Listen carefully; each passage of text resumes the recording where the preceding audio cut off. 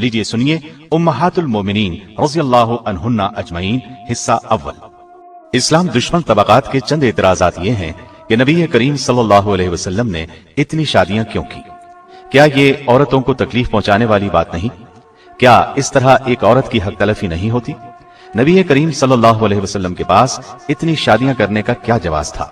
ایک اور بڑا اعتراض یہ ہے کہ اسلام عورت کو حقیر درجہ دیتا ہے۔ عورت کے حقوق مرد کے برابر نہیں، وہ صرف گھر کی باندیاں بنا کر رکھی جاتی ہیں۔ ان میں زیادہ الجھن والا مسئلہ یہ ہے کہ نبی کریم صلی اللہ علیہ وسلم نے اتنی شادیاں کیوں کی؟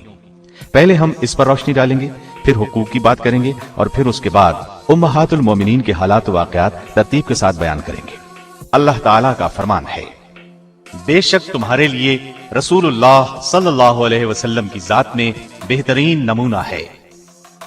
نبی کریم صلی اللہ علیہ وسلم چونکہ امت کے لیے نمونہ ہیں، اس لیے آپ نے ایک سے زائد شادیاں کی تاکہ آپ کے امتی بوقت ضرورت ایک سے زائد شادیاں کریں تو اپنی بیویوں کے ساتھ اس طرح کا سلوک کریں جس طرح نبی کریم صلی اللہ علیہ وسلم نے اپنی بیویوں سے کیا۔ اب اگر آپ پوری زندگی میں صرف ایک شادی فرماتے تو اس صورت میں یہ نمونہ تو پیش نہ کر سکتے۔ آپ نے سیدہ خدیجہ سے شادی کی تو ان کے انتقال تک دوسری شادی نہیں کی۔ یہ ان لوگوں کے لیے نمونہ ہے جن کی صرف ایک بیوی ہو۔ اب آگے چلیے، نبی کریم صلی اللہ علیہ وسلم کی حیات طیبہ کے بھی ایک عام انسان کی طرح دو پہلو تھے، ایک بیرون خانہ زندگی، دوسرے اندرون خانہ زندگی۔ اندرون خانہ زندگی کو آپ خانگی زندگی کہہ لیں۔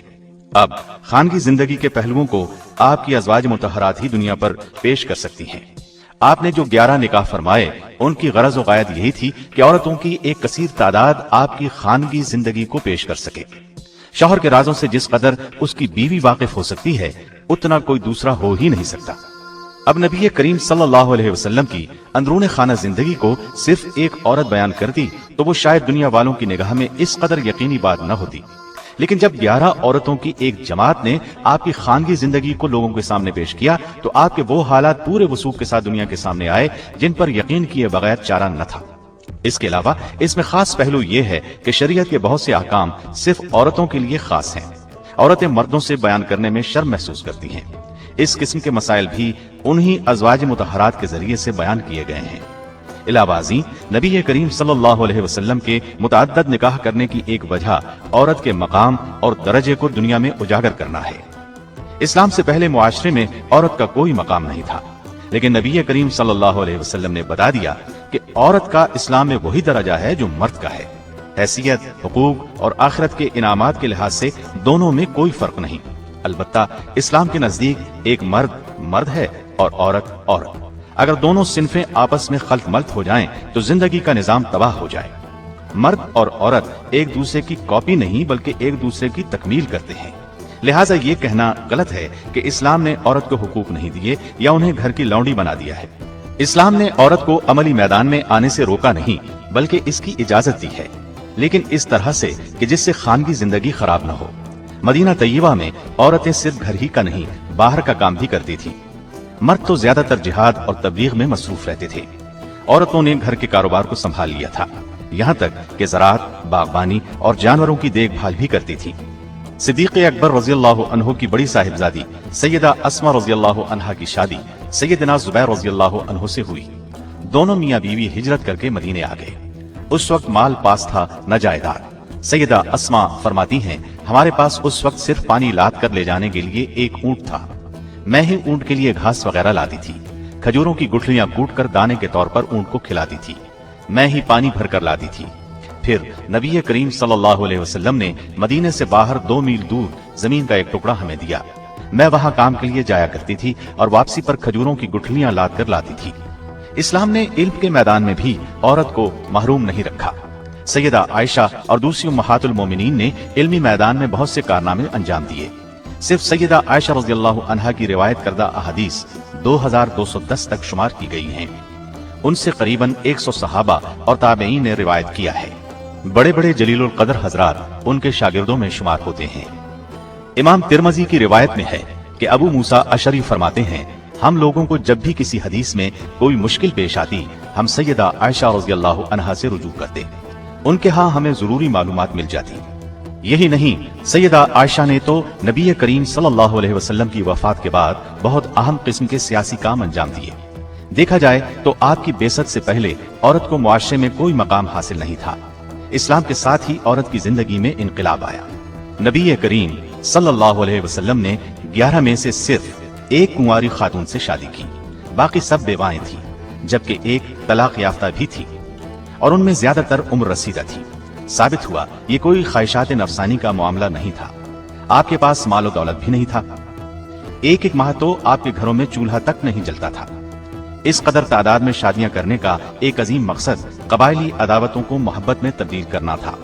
ان وضاحتوں کے بعد آپ اچھی طرح جان چکے ہوں گے کہ یہ تمام اعتراضات گھٹیا سوچ کی پیداوار کے سوا کچھ بھی نہیں۔ اب ہم آپ کو ایک ترتیب سے امہات المومنین کے حالات، واقعات اور کارہائے نمایاں سنائیں گے۔ اللہ تعالیٰ کا فرمان ہے، نبی کا حق مومنوں پر خود ان کے اپنے نفس سے بھی زیادہ ہے، اور پیغمبر کی بیویاں مومنوں کی مائیں ہیں، اور رشتہ دار کتاب اللہ کی روح سے بنسبت دوسرے مومنوں اور مہاجروں کے آپس میں زیادہ حقدار ہیں، ہاں مگر یہ کہ تم اپنے دوستوں کے ساتھ حسن سلوک کرنا چاہو، یہ حکم کتاب الہی میں لکھا ہوا ہے۔ نبی کریم صلی اللہ علیہ وسلم نے جن عورتوں سے نکاح کیا انہیں اپنی مرضی سے بیویاں نہیں بنایا، بلکہ اللہ تعالیٰ کے حکم سے آپ نے ان سے نکاح کیا۔ چنانچہ آپ کی تمام بیویاں جنتی ہیں۔ یہ بات مستدرک حاکم کی ایک حدیث سے بھی ثابت ہے۔ ابن ابی اوفا رضی اللہ عنہ سے روایت ہے کہ رسول اللہ صلی اللہ علیہ وسلم نے فرمایا، میں نے اللہ جل شانہ سے سوال کیا ہے کہ میں اپنی امت میں سے جس سے نکاح کروں یا جسے میں اپنی بیٹی دوں وہ میرے ساتھ جنت میں ہو، بس اللہ تعالیٰ نے میرے سوال کو قبولیت بخشی۔ اس مضمون کی اور بھی احادیث موجود ہیں۔ ایک قول کے مطابق آپ کی ازواج مطہرات کی تعداد 15 ہے۔ 11 بیویاں بیک وقت آپ کے نکاح میں رہیں۔ جب آپ نے انتقال فرمایا اس وقت 9 زندہ تھی۔ اس قول کی تائید علامہ ابن کثیر نے البدایہ والنہایہ کی جلد 5 صفحہ 255 پر کی ہے۔ آپ کی ازواج مطہرات مختلف قبائل سے تعلق رکھتی تھی، لیکن ان میں ہاشمی ایک بھی نہیں تھی۔ ان نکاحوں کی ترتیب میں قدر اختلاف پایا جاتا ہے۔ بہرحال ابن شہاب زہری کی ایک روایت کے مطابق ترتیب یوں ہے، سب سے پہلے سیدہ خدیجہ سے نکاح کیا، پھر سیدہ عائشہ سے، پھر سیدہ سودا، پھر سیدہ حفصہ، پھر سیدہ زینب بنت خزیمہ، پھر سیدہ ام حبیبہ، پھر سیدہ ام سلمہ، پھر سیدہ زینب بنت جہش، پھر سیدہ میمونہ، پھر سیدہ جویریہ اور پھر سیدہ صفیہ رضی اللہ عنہن۔ اس ترتیب میں اختلاف معمولی بات ہے۔ حق مہر میں بھی اختلاف پایا جاتا ہے، لیکن زیادہ تر روایات میں حق مہر کی رقم 400 سے 500 درہم تک کی ہے۔ زیادہ تر ازواج مطہرات کا حق مہر 400 درہم تھا۔ صحیح مسلم کی روایت کے مطابق 500 درہم حق مہر بھی مقرر تھا۔ صحیح مسلم کی روایت کو اس سلسلے میں زیادہ صحیح مانا گیا ہے۔